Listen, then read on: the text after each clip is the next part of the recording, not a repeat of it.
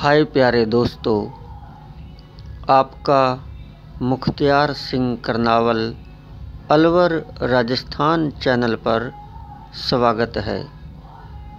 यदि यह वीडियो आपको अच्छी लगती है तो कृपया इस चैनल को ज़रूर सब्सक्राइब करें और बेल आइकन को भी दबाएं ताकि समय समय पर आपको नोटिफिकेशन मिल सके।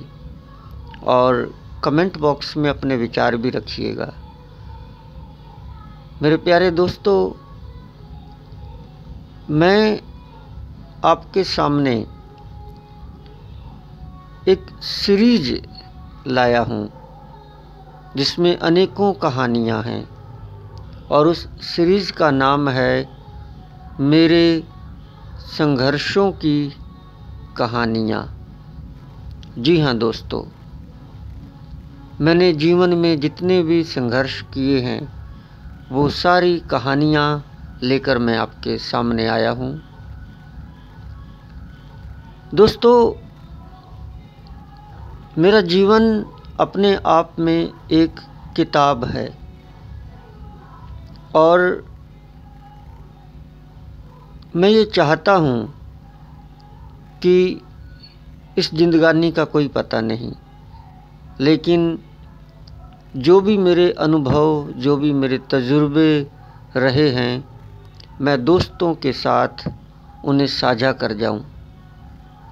अगर मेरे किसी तजुर्बे से किसी भी इंसान को थोड़ी सी भी सीख मिले तो मैं समझूंगा कि मेरा जीवन किसी के काम आया। मेरे प्यारे दोस्तों, वैसे तो मेरा जीवन संघर्षों से भरा पड़ा है, बचपन से लेकर और अब तक संघर्ष ही किए हैं। मैं उन सारी बातों को आपके साथ धीरे धीरे साझा करूंगा, लेकिन उनमें जो सबसे ज़बरदस्त संघर्ष मैंने जीवन में किया वो था सन 2016 और सन 2017 और सन 2018 के मई महीने तक, 31 मई तक। तो ये जो करीब करीब 2 या सवा 2 साल का जो मेरे जीवन का संघर्ष रहा, ये बहुत कुछ लेकर आता है और अपने आप में एक इतिहास है। और मैं चाहता हूँ कि यह इतिहास तरोताज़ा रहे और इसीलिए मैं अपने दोस्तों की डिमांड पर इसको संकलित करना चाहता हूँ।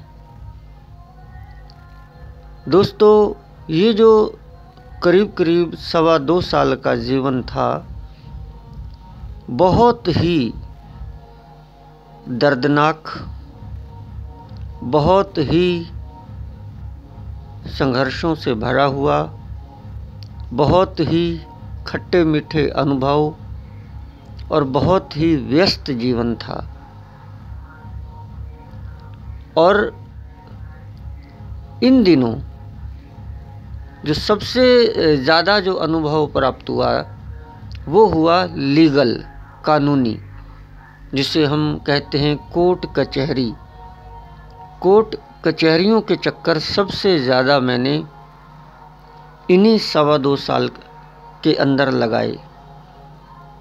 कोर्ट कचहरी से हर व्यक्ति बचना चाहता है, मैं भी बचना चाहता था, लेकिन मुझे क्या पता कि इस तरह से मुझे सवा 2 साल इसके चक्कर इतने लगाने पड़ेंगे।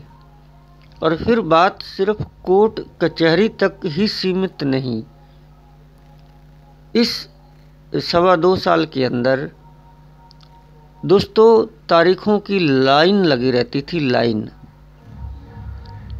एक महीने में 10-10 तारीखें होती थी मेरे पास,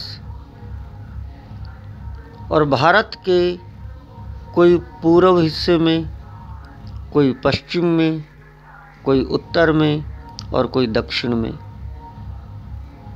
भूखे पेट,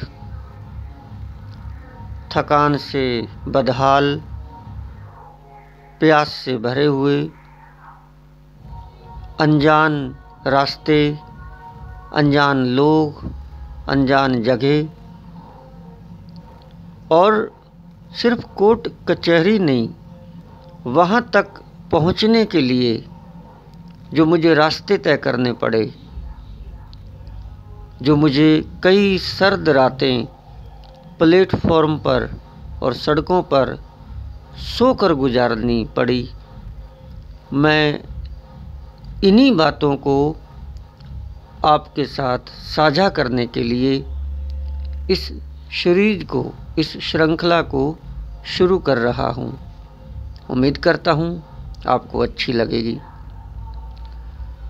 दोस्तों, सबसे पहले तो ये था कि जो जिनसे मेरी शादी हुई थी, क्या कहते हैं, वाइफ, पत्नी, तो वो मुझे छोड़कर चली गई थी और उन्होंने मेरे ऊपर कुछ मुकदमे, जिससे अपन दहेज के मुकदमे कह सकते हैं, कुछ मार पिटाई के मुकदमे भी, हालांकि वो झूठे थे, उस बात पर मैं नहीं जाना चाहूँगा। तो उन्होंने मेरे ऊपर कुछ मुकदमे उत्तराखंड में जाकर जिला ऊधम सिंह नगर, तहसील काशीपुर से किए हुए थे, और मैं उन डेट्स को, कोर्ट की तारीखों को पिछले 6-7 सालों से भुगत रहा था।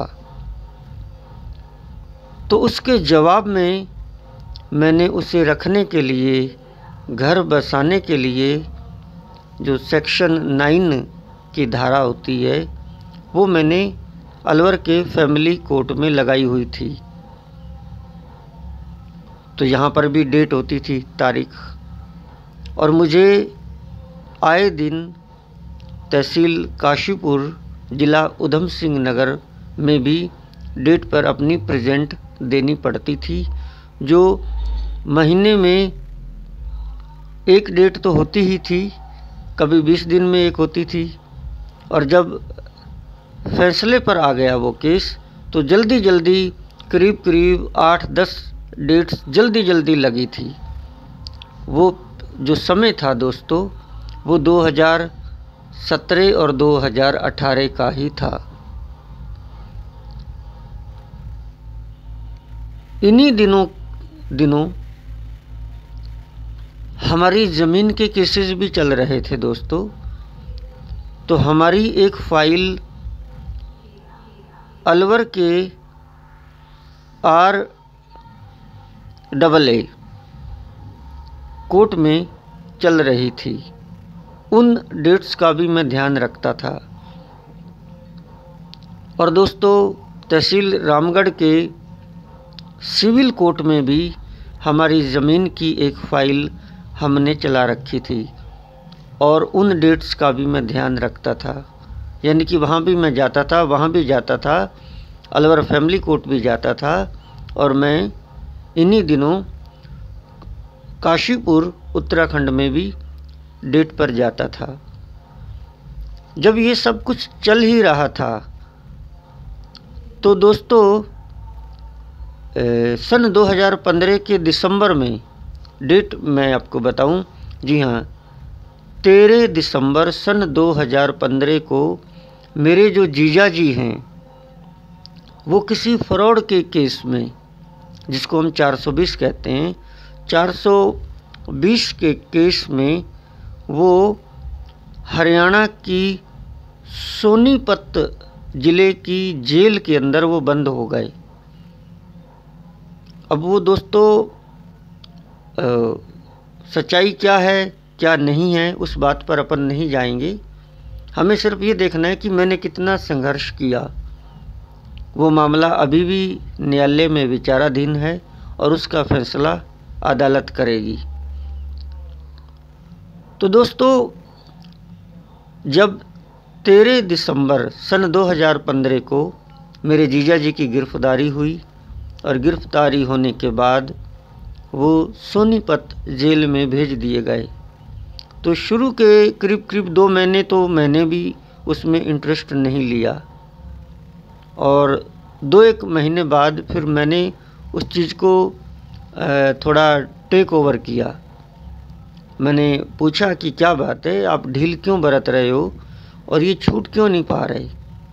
तो फिर मैंने उसमें इंटरेस्ट लेना शुरू किया और फिर मेरा सोनीपत जेल की ओर जाना आना लग गया। वो स्टार्ट हुआ सन 2016 के शुरुआती महीनों में। तो कभी जेल के अंदर उनसे मुलाकात करने जाना, फिर उनके लिए वकील किया सोनीपत के सेशंस कोर्ट में, और फिर वकील हायर करने के बाद उनकी ज़मानत यानी कि बेल एप्लीकेशन लगाई और वो चलती रही। तो आए दिन कभी सोनीपत जेल में उनकी मुलाकात करने जाना, कभी जिस दिन उनकी पेशी होती थी उनको जेल से कोर्ट में पेश करते थे तो वहाँ पर भी जाना और वकील से मिलना, उन्हें डॉक्यूमेंट्स देने। और मुलाकात दोस्तों वीक में 2 बार होती थी, एक मंगलवार को और एक शुक्रवार को। तो कभी वीक में 2 बार भी चले जाते थे, कभी 1 बार ज़रूर जाते थे। तो फिर सोनीपत जो जाना हुआ वो यहाँ अलवर से ट्रेन पकड़ना दिल्ली के लिए, पुरानी दिल्ली जंक्शन, और वहाँ से ट्रेन सोनीपत के लिए पकड़ना।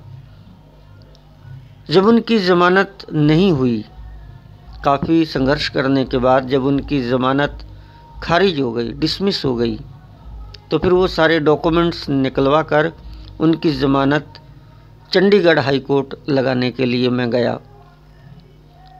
दोस्तों। तो फिर इस तरह से मेरा चंडीगढ़ आना जाना शुरू हुआ।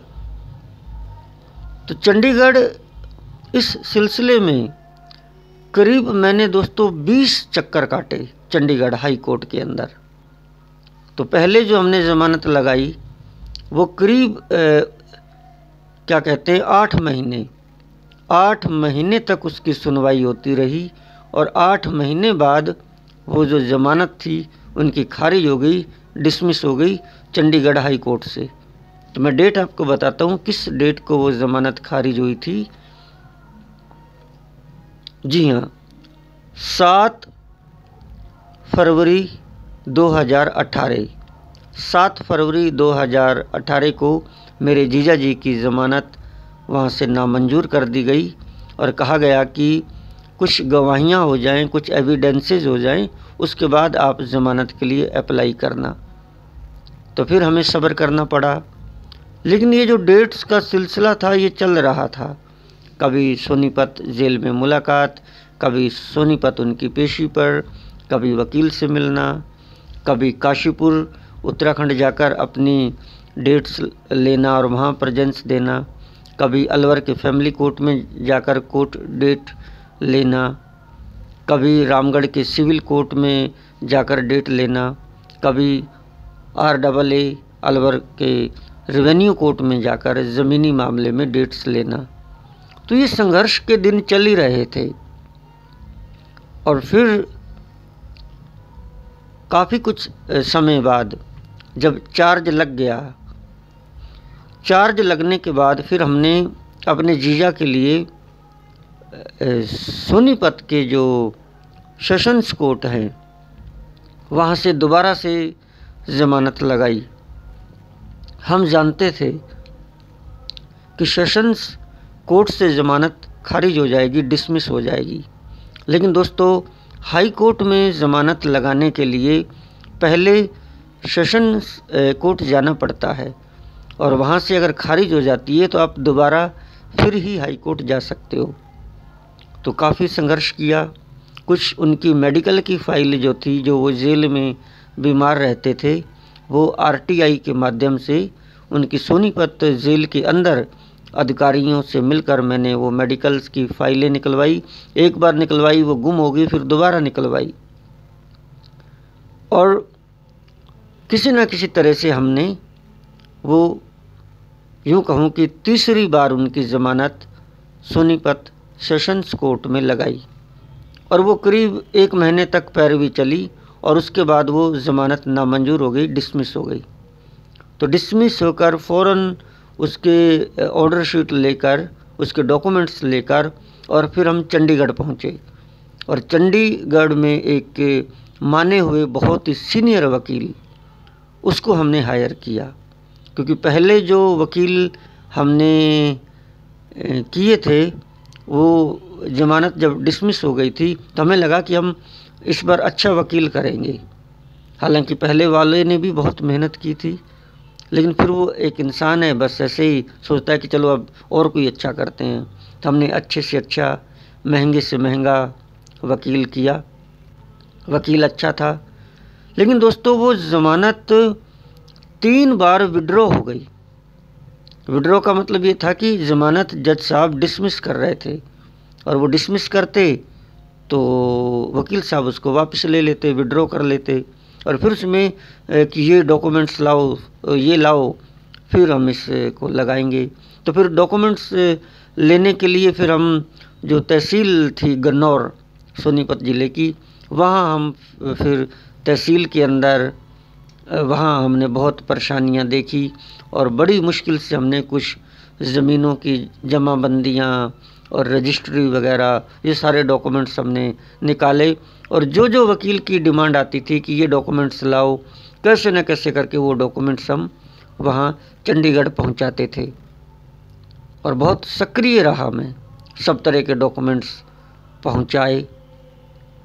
और 3 बार विड्रॉ होने के बाद करीब करीब वो जो ज़मानत का जो प्रोसेस था 6-7 महीने चला, और 6-7 महीने बाद आखिर वो खुशी का दिन आ गया, जो मेरे जीवन का सबसे बड़ा खुशी का दिन था, जिस दिन मेरे जीजा जी की ज़मानत, जो करीब करीब 2.5 साल से जेल के अंदर बंद थे, वो मंजूर हो गई। और वो मैं डेट आपको बताता हूँ, वो मंजूर हुई थी 31 मई सन 2018, 31/5/2018। उस दिन कोई, क्या कहते हैं, सांस में सांस आई, कोई चैन की सांस ली। वकील साहब सुरेंद्र मोहन शर्मा और उनके जूनियर वकील, जिनका शुभ नाम विपिन शर्मा, तो विपिन शर्मा जी ने बहस की और बेल मंजूर होगी, ज़मानत हो गई। और दोस्तों, जब ये संघर्ष चल ही रहा था, तो इसी दौरान बीच में जो काशीपुर में जो मुकदमा मेरी वाइफ ने कर रखा था, वो भी सुनवाई पर था, फैसले पर था, और उसकी भी जल्दी जल्दी डेट्स लगी। और इससे कुछ महीनों पहले वहाँ से भी न्यायालय ने मुझे बरी कर दिया, कोर्ट ने मुझे निर्दोष साबित कर दिया और मुझे दोष मुक्त कर दिया। दोस्तों, जो निर्दोष है वो तो निर्दोष ही निकलेगा।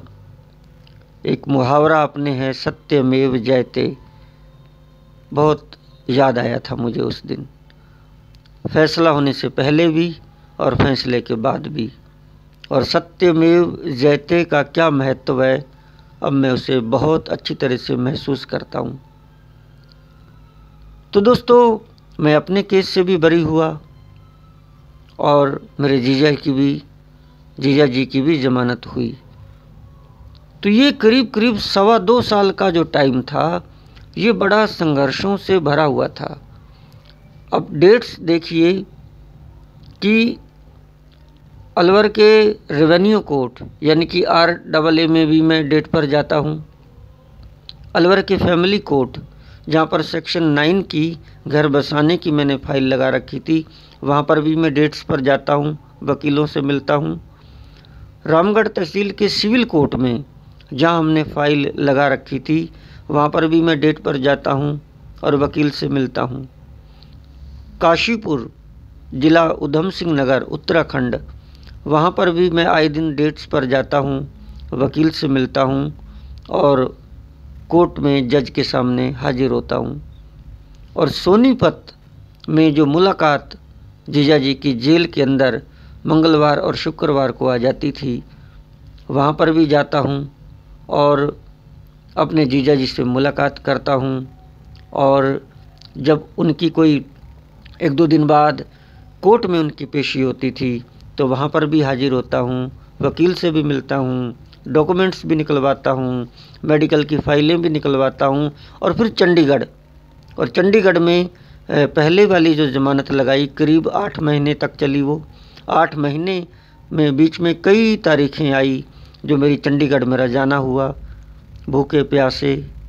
और फिर दूसरी वाली जो ज़मानत लगी वो भी करीब 6 महीने तक चली, तो बार बार वहाँ पर जाना हुआ। और अंततः 31/5/2018 को जीजा जी की ज़मानत उस वाहेगुरु की दया से हो गई और कुछ चैन की सांस आई। अब दोस्तों आप देखिए कि इतनी डेट्स पर प्रेजेंट होना, मैनेज करना कितना मुश्किल काम है। और फिर पैसे नहीं जेब में, खर्चा नहीं। कई बार तो मुझे मेरे दोस्त कहते थे कि यार ये तो आप हो जो जीवित हो, अगर हमारे ऊपर इतनी बड़ी मुसीबत आ जाती तो हम तो जी नहीं पाते, आत्महत्या कर लेते। ये कई दोस्तों ने मुझे कहा। गरीबी की हालत, जेब में पैसा नहीं, वकीलों को संतुष्ट करना कम पैसे में, एक ज़ुबान की मिठास से उनको राज़ी करना, उनको कन्विंस करना, उनको संतुष्ट करना एक बहुत बड़ी बात थी। नहीं तो ये लाखों के मामले थे जो मैंने हज़ारों में ख़त्म किए, सैकड़ों में ख़त्म किए। दोस्तों इस दौरान मैं जो ये सीरीज़ मैंने स्टार्ट की है कि मेरे संघर्षों की कहानियाँ, मैं आपको अब आने वाली वीडियोज़, यदि आप इनमें इंटरेस्टेड हैं तो आने वाली वीडियोज़ में मैं एक वीडियो में आपको ये किस्से सुनाऊंगा कि कितनी रातें मैंने पुरानी दिल्ली जंक्शन पर, कितनी सर्द रातें मैंने प्लेटफॉर्म पर सोकर गुजारी, कितनी सर्द रातें मैंने प्लेटफॉर्म के बाहर सड़क पर सोकर गुजारी, कितनी सर्द रातें मैंने चांदनी चौक दिल्ली के अंदर शीशगंज गुरुद्वारे के अंदर कमरा ना मिलने पर बाहर जो गुरुद्वारे के कैंपस में ही वहाँ पर सोकर गुजारी। मुझे याद है दोस्तों वो सर्द रातें जो मैंने अलवर प्लेटफॉर्म पर गुजारी। मुझे याद है वो दुखदाई रातें दोस्तों जो मैंने सोनीपत प्लेटफॉर्म पर पूरी रात सोकर गुजारी।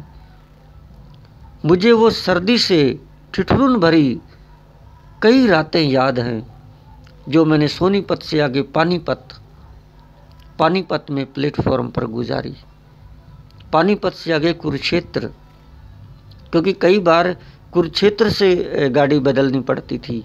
वही कुरुक्षेत्र जहाँ पर महाभारत का युद्ध हुआ था। जब अलवर से चंडीगढ़ एक्सप्रेस गाड़ी में पकड़ता था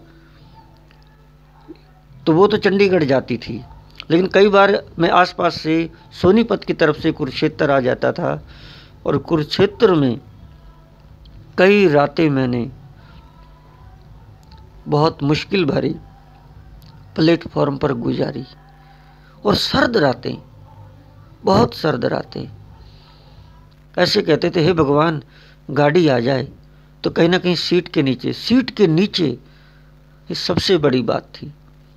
मतलब जो सीट के नीचे जहाँ जहाँ चप्पलें वप्पलें पड़ी रहती हैं, ट्रेन की जो सीट होती है जहाँ जूते और चप्पलें अपन रखते हैं जब ऊपर आदमी सीट पर बैठता है, तो उसके नीचे सर्दी के मारे, सर्दी से डर के मारे उसके नीचे घुस जाना, लेटे जाना ताकि सर्दी नहीं लगे।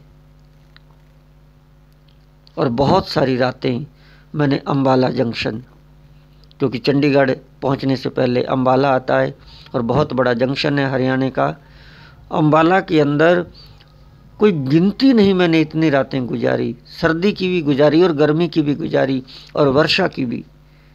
कई तो ऐसी घटनाएं मैं सुनाऊंगा कि वर्षा जब आई तो क्या हाल हुए मेरे, बरसात में छुपने को जगह नहीं, भीड़ बहुत। अंबाला ऐसे हो गया था जैसे घर का ऐसा स्टेशन होता है, पुरानी दिल्ली जंक्शन ऐसे हो गया था जैसे अपना घर होता है। पुरानी दिल्ली में 16-17 प्लेटफॉर्म्स है, सब जाने पहचाने हो गए थे। और मुझे याद है दोस्तों, वो सर्द रातें, वास्तव में सर्दी में और भूख प्यास भरी रातें जो मैंने चंडीगढ़ प्लेटफॉर्म पर गुजारी।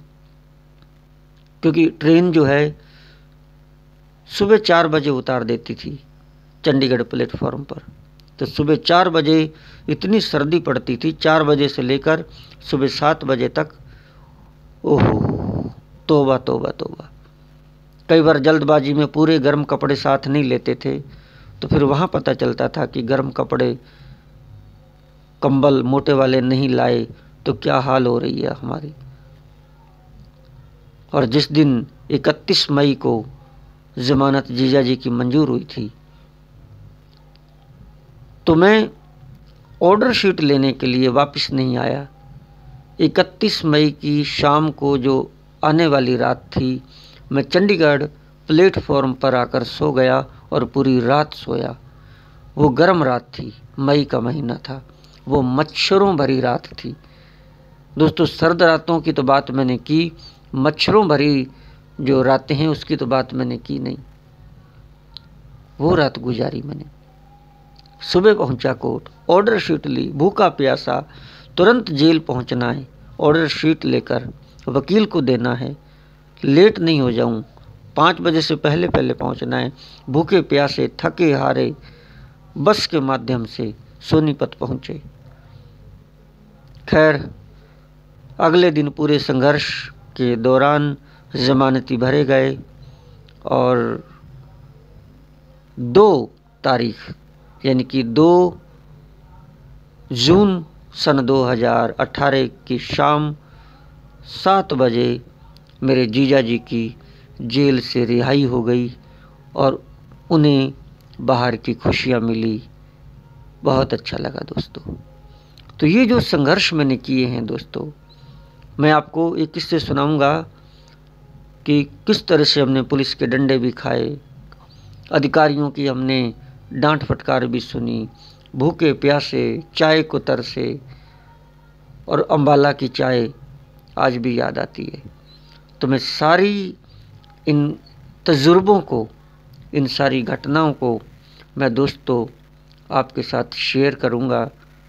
अगर आप सुनना चाहते हो तो प्लीज़ मुख्तियार सिंह करनावल अलवर राजस्थान चैनल को ज़रूर सब्सक्राइब कीजिए और बेल आइकन को भी दबाइए, क्योंकि अगली वीडियो जब मैं अपलोड करूंगा तो आपको नोटिफिकेशन मिल सके।